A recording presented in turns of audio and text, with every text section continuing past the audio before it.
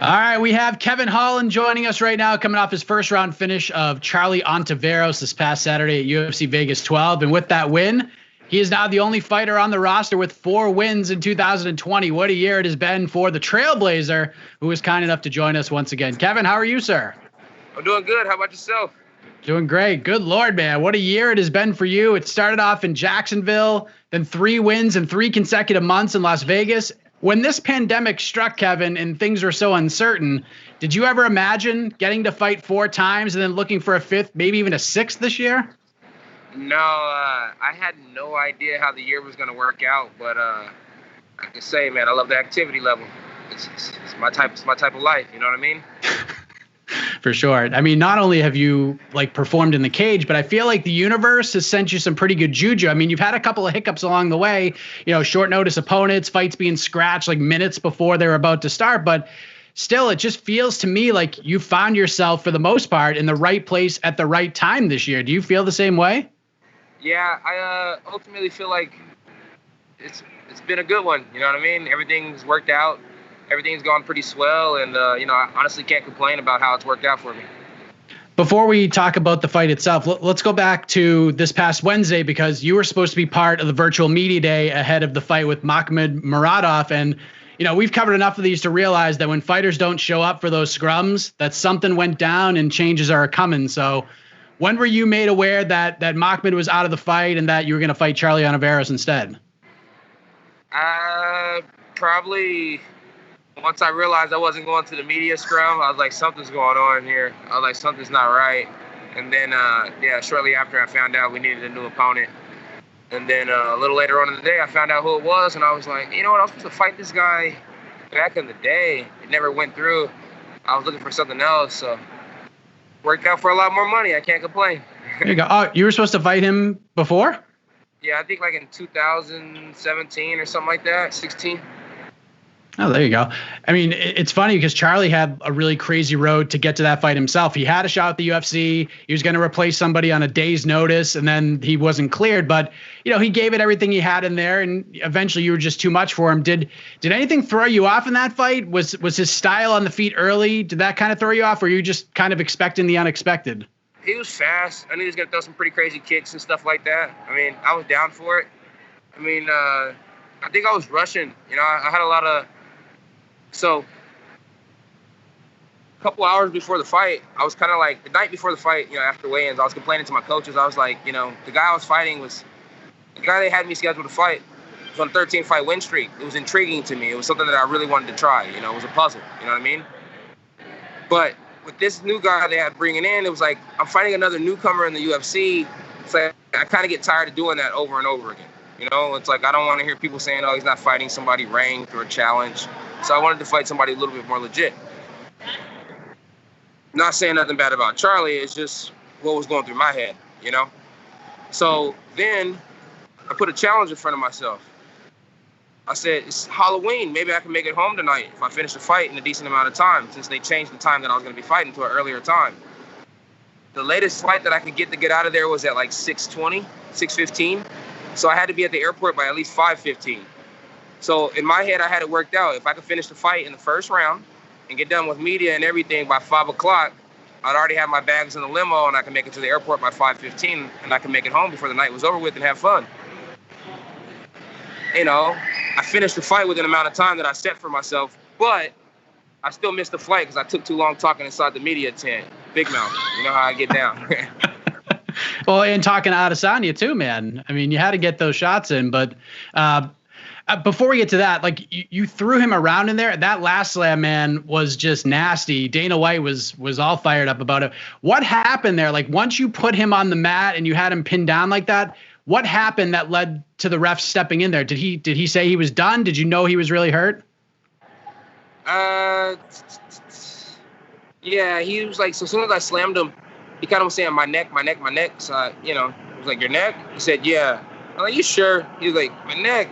And I was like, ref stopped it, got up, and walked off. I probably should have asked his corner if they were all right sooner. You know what I mean? It took Stylebender to say, hey, go check on your check on your opponent. But, I was fired up about something else. I got hit with a head kick, and he made some little weird noise, so that kind of had me fired up, too. So, all right, bad. Yeah, I mean, you mentioned Adesanya, and then you gentlemen began exchanging pleasantries, so to speak. Was this something that happened like spur of the moment, or did you know the whole time that he was sitting there? Yeah, I seen him sitting there. I knew he was gonna be. I had a feeling he was gonna be at the fight watching Anderson Silva. I just thought it was funny that when I walked up to him, he knew who I was, but then when I said something about LA, he acted like he didn't remember LA. So it is what it is. There's fuck it. When it happens, it happens. Yeah, I mean, and that's one thing I want to bring up, because there's a lot to appreciate about you, Kevin, and we've been chatting it up for a little while now. But one thing I really appreciate about you is that you are as real, yet you're as realistic as it gets. Like, a lot of people thought, okay, there's Kevin Holland going out and trying to get a title fight, which I didn't think was the case at all, because you've said on the show many times that, when it comes to guys like Marvin Vettori and others that have said something to you in the past, if you see them, you're just going to address it right there and then. And that whole thing was not you trying to jump any cues here. That was you reacting to something in that moment that was like a memory from the past. And, were you perhaps planting some seeds for down the line? Perhaps, but this wasn't you trying to get a title shot next or anything like that. At least that's how I viewed it. Yeah, I don't need a title shot next. I think I got like 4, maybe 6 more fights before I can get to a title shot. I'm cool with that. You know what I'm saying? It's like, I like to fight. But 4 or 6 more fights, I can do that in 5, 6, 7, 8 months? I fight a lot. Just keep giving them to me. People say you can't do that same thing when the guys are bigger competition. I'm an active man. You know what I mean? I'm not really training too much technique. At least it's not changing. I'm just making the technical shit better, So it's like, I'm really just going out there doing the same shit over and over and over and over again until I learn how to put it all together in a magnificent form and in a faster way. That's just what I'm searching for. If I can perform and do everything I want to do at an extremely fast pace, then fuck them. They can't keep up. I mean, that's what Khabib's doing to everybody. He's going out there and fighting at a really fast pace. I want to do that too. So I guess I got to work on that cardio like everybody be saying on Instagram. How close do you think you are to that point, to becoming that guy? I don't know. Take it one fight at a time. Hopefully another fight this month. That'd be nice. Yes. I mean, another thing is, like, you do like to keep things close to the vest from time to time. Like we talked about, your sort of quasi rival with Joaquin Buckley, some things he said before the fight, you really weren't comfortable sharing it in an interview setting. And you were asked about how this whole thing with Adesanya stemmed, and you weren't ready to talk about it on Saturday. But how about now on this Tuesday as we record? I mean, it's just two guys talking here. We got a little bit of a thing going on over the years, Kevin. What happened in LA, if you don't mind me asking? Nah, man, it's simple. It's just, I seen him in the stairwell, and it was like, I simply said, he's not that big. And he was like, what the fuck he say? And then it was just like the way he responded to it, And I was talking to my coach, like, yo, he's not that big. Like, I'm just looking at everybody in the division. They were talking about, hey, Kev, you should probably go back down to 70. And I was like, I don't think I need to go back down to 70. And so when I seen him, I was like, he's soaring through the division. We got similar bodies. He's not that big. He didn't like it. Kind of charged me up, kind of like if I was the freshman and he's like the junior, you know what I'm saying? Like if I was the new guy on the team, he could just treat me however. And it's kind of like my coach had to tell him to go the other way, and James Vick had to push me down the stairs. So in my eyes, it just kind of felt like he was trying to punk me. So forever since then, I was kind of like, yeah, the guy's good, but fuck him, I don't believe in being punked, So, I mean, every time I meet somebody like that, it's just two personalities are brash, they come across each other, that's what happens. Nothing against the guy. It's just in my head and in my world, we're in the same weight class as it is. Fuck him. What do you think of him jumping up to 205 now and fighting Blachowicz? Like, pretty interesting timing. You got a big light heavyweight fight. I think it's dope. You know what I'm saying? I think he's doing really fantastic things. I like that he's an active champ, so on and so forth. Nothing wrong with the guy. Nothing wrong with the way he fights and the things that he does inside the cage and all that stuff like that. Unless he's humping people from behind, that's some weird shit. But, hats off to him, I think, and you know what, honestly, I think that he can win that fight at 205. So I think it's crazy he's not doing it while John Jones is there, but, that's another story. So, but I don't want everybody to be like, hey, he's always bad-mouthing the champ. I'm not bad-mouthing him, man. Props to that guy. Everybody around me thinks he's, one of the best fighters ever. That's what's up. We'll see what happens. I appreciate you sharing that. We'll move on. We also found out this week that your old pal Mike Perry has an opponent. He's now fighting Tim Means. I know you wanted that fight. Were you bummed that you didn't get it, or did you expect for it not to happen? No, I expect for me not to get the fight. But, We're still how many weeks out from that fight? 3. Little on 3. Anything can happen. So you're staying ready for that one in case something happens. Staying ready. November, December. If I'm not fighting in November or December, though, I should enjoy the year and go get ready for January. There you go. But I don't see you doing that. I see your phone ringing pretty quickly here, because you're in a really interesting spot, because if you people love to play fantasy matchmaker, and you're both a very easy person to matchmake for and a very difficult person to matchmake for. You're easy in the sense that you'll fight anybody, but difficult due to the fact that you're on a really nice run right now. You're not ranked just yet. You're very close. And to get those big fights that many people feel that you deserve, someone's going to have to take a step back and take a little bit of a risk here. So what do you think is next for you? Like, what do you see happening? Are you just kind of waiting for the phone to ring, or do you have something in mind that makes sense to you? I got offered a fight, and I heard that fight hasn't been filled yet. So I don't want to say no names, but, if somehow the matchmaker gets a part of this little section of the interview, I'm down for that fight. I don't care what my manager said before. I'm down for that fight. What's up? Oh, so what date was it? Was it for November or December? It was for December, but I mean, we could do it in November because there's some 185 fights in December that's coming up, and I got to be ready just in case somebody pulls out of those. I like to stay available for those cards that people might pull out of, because you never know when you're going to need somebody to step in, and not everybody's down to step in the way I am.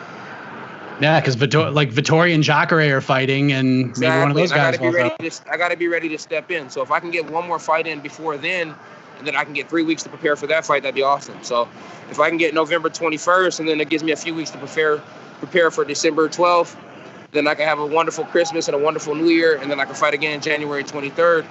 And then, we can see what the rest of the year looks like, and then we can map them out after that.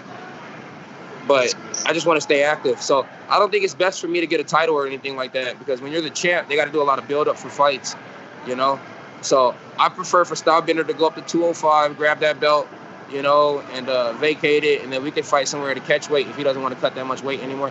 I'm just coming for certain necks. That's as simple as it is. You see, I'm down to step into this fight for Marvin Vettori because I like the guy. And people always pull out of fights with Marvin Vettori, so I'm there.